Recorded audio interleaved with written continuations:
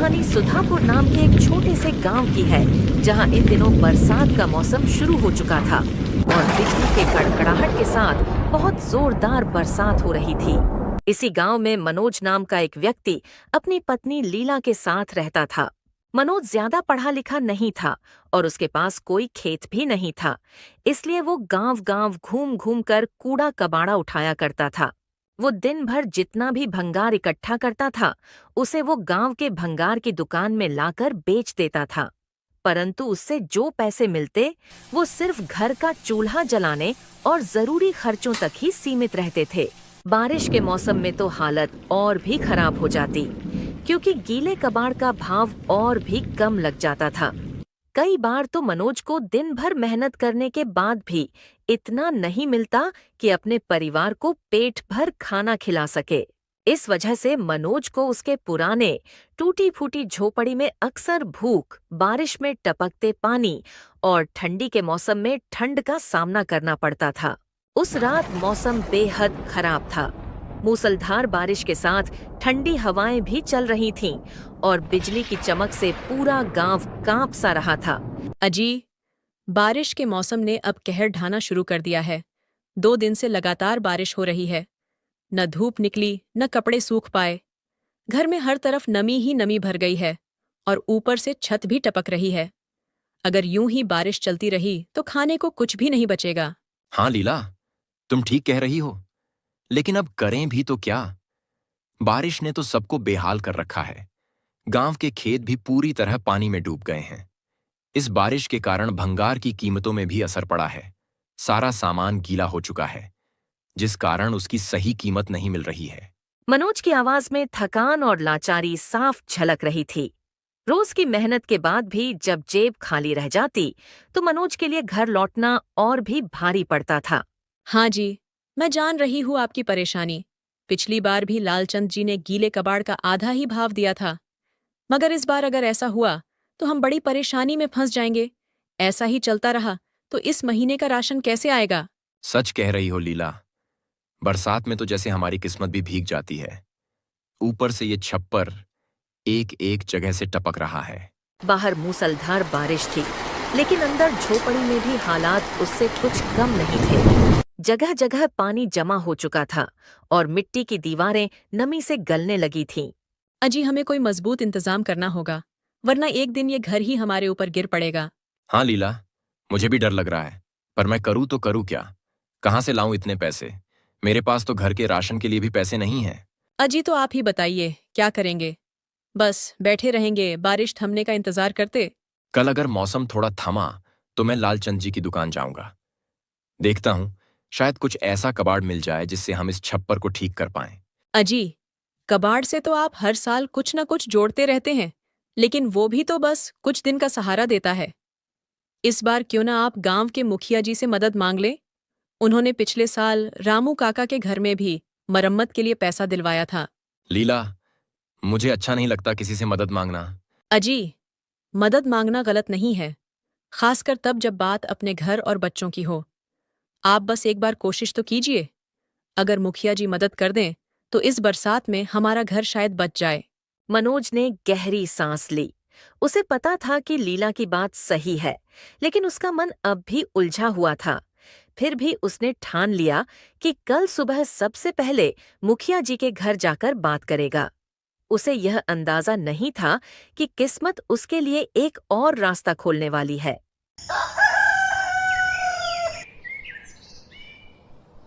अगली सुबह बारिश थोड़ी थमी, लेकिन आसमान में अब भी काले बादल छाए हुए थे। मनोज भी मुखिया के पास जाने के लिए तैयार था, परंतु जाने से पहले उसने लीला से कहा, लीला, मैं जा रहा हूं मुखिया जी के पास। देखता हूं क्या कहते हैं। जी, हिम्मत रखिए और जो भी हो, इज्जत से बात कीजिए। उन्हें हमारे घर की हालत साफ साफ बता दीजिएगा। हाँ लीला, मैं उन्हें सब कुछ बता दूंगा कि हम पर क्या बीत रही है।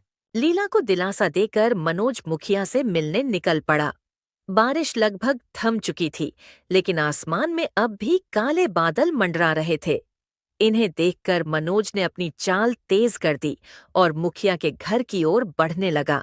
जैसे तैसे मनोज गांव के मुखिया के यहाँ पहुंच गया और उसे देखते ही मुखिया ने कहा, अरे मनोज, तू यहाँ कैसे? प्रणाम मुखिया जी। वो मैं आपसे थोड़ी मदद लेने आया हूं। आप तो देख ही रहे हैं कि बारिश ने पूरे गांव वालों पर कहर ढा दिया है। हाँ तो उसमें क्या, बारिश का मौसम है। बारिश नहीं होगी तो ठंड कैसे पड़ेगी? कैसी बातें कर रहा है मनोज तू? हाँ मुखिया जी, लेकिन इतनी तेज बारिश के चलते हमारे घर का छप्पर टूटने की कगार पर है। मैं सोच रहा था शायद आप थोड़ी मदद कर दें। मदद? तू?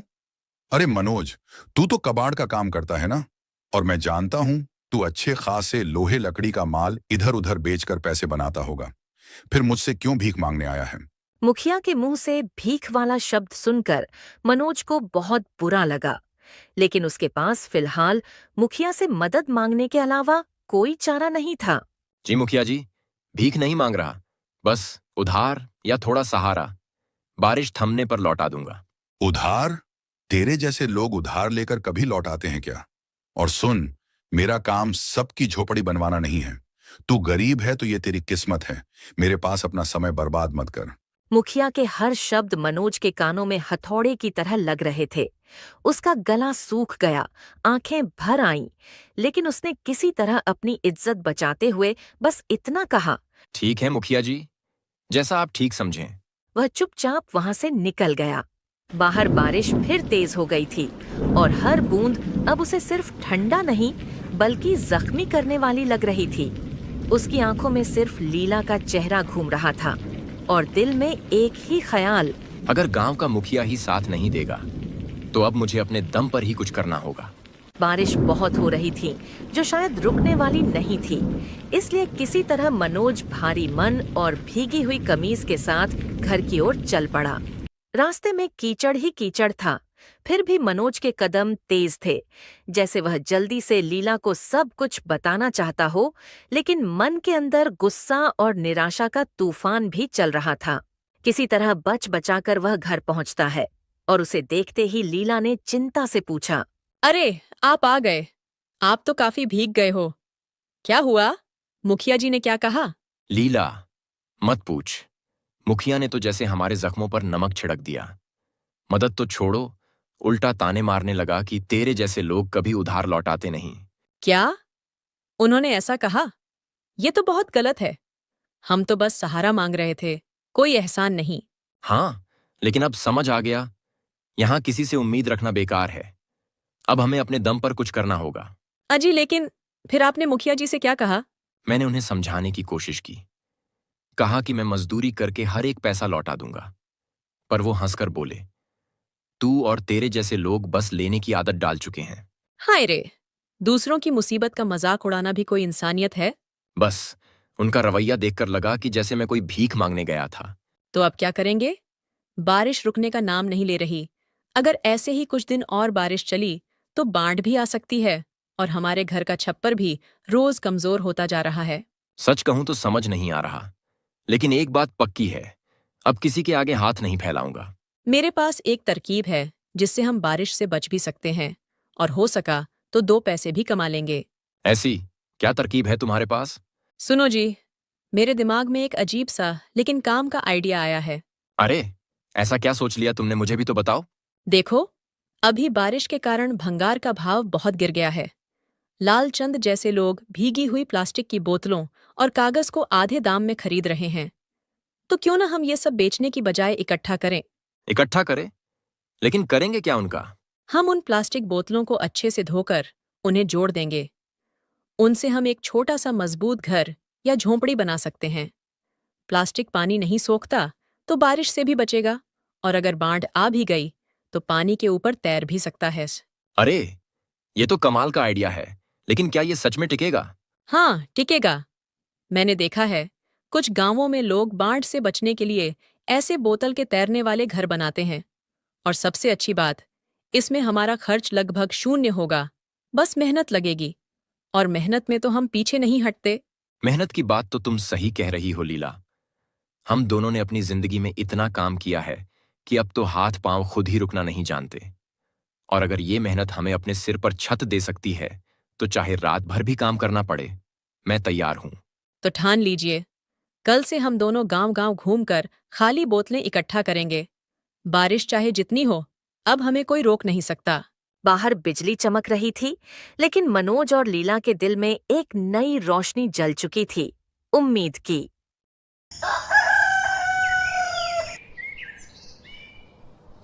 अगली सुबह होते ही मनोज और लीला ने अपने पुराने झोले को उठाया और अलग अलग रास्तों पर निकल पड़े। मनोज गली गली, मोहल्लों में जाकर लोगों से खाली बोतलें मांगता और समझाता कि ये फेंकने की चीज नहीं, बल्कि काम की दौलत है। उधर लीला घर घर जाकर औरतों से कहती, बहन, जो बोतलें और डिब्बे काम के नहीं, हमें दे दो, हम उनका सही इस्तेमाल करेंगे। कई लोग हंसकर टाल देते तो कुछ लोग दया दिखाकर बोतलें दे देते। धीरे धीरे उनके पास बोतलों का छोटा सा ढेर बनने लगा और देखते ही देखते वह ढेर उम्मीद के पहाड़ में बदल गया। अब हर बोतल उन्हें सिर्फ कचरा नहीं लगती थी, बल्कि अपने आने वाले घर की एक ईंट जैसी दिखाई देती थी।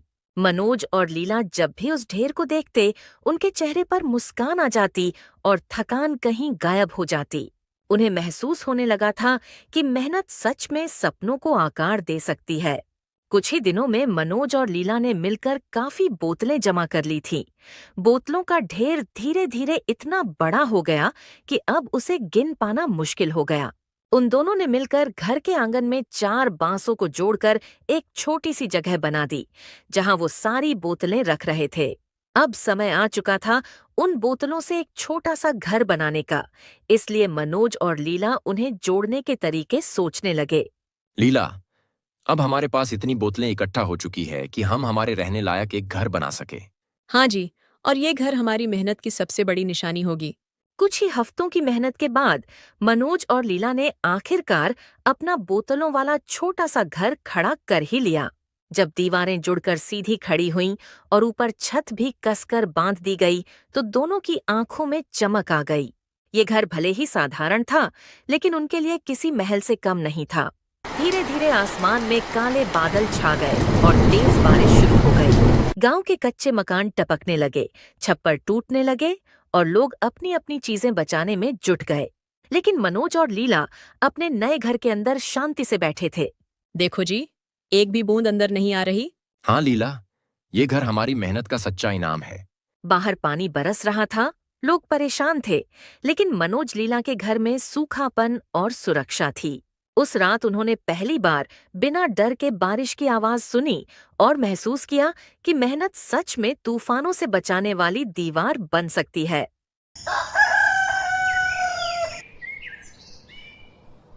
अगली सुबह जब बारिश थमी, तो पूरे गांव में एक नई खबर फैल गई। मनोज ने बोतलों से घर बना लिया है और उस पर एक भी बूंद पानी नहीं टपकी। ये सुनकर गांव के लोग हैरान रह गए और समूह बनाकर मनोज के घर की ओर चल पड़े। अरे सचमुच, देखो तो सही, इतना तेज पानी गिरा, लेकिन इस घर में न कहीं छत टपकी और न ही दीवार गीली हुई। ये तो सचमुच कमाल हो गया। जो कचरा सब फेंकते थे, उसी से घर खड़ा हो गया। थोड़ी देर बाद गांव का मुखिया भी वहां पहुंच गया। उसने घर को हर तरफ से देखा और मनोज लीला की मेहनत की तारीफ की। मनोज, तुमने तो कमाल कर दिया। जो चीज लोगों को बेकार लगती थी, उससे तुमने अपने परिवार को सुरक्षित छत दे दी। ये सब लीला का विचार था मुखिया जी, मैंने बस उसका साथ दिया। जी, मेहनत और हिम्मत हो तो कुछ भी असंभव नहीं रहता। मुखिया ने तुरंत मनोज से कहा कि वह गांव के और परिवारों के लिए भी ऐसे ही घर बनाए। मनोज, हमारे गांव में कई लोग हर साल बारिश में छत टपकने से परेशान रहते हैं। अगर तुम चाहो तो गांव वाले मिलकर तुम्हें मेहनताना देंगे और तुम सबके लिए भी ऐसे ही घर खड़े कर दो। यह सुनकर मनोज और लीला की आंखों में गर्व और कृतज्ञता के आंसू आ गए। अगर मेरी मेहनत से गांव वालों को भी राहत मिलेगी तो मैं जरूर ये काम करूंगा।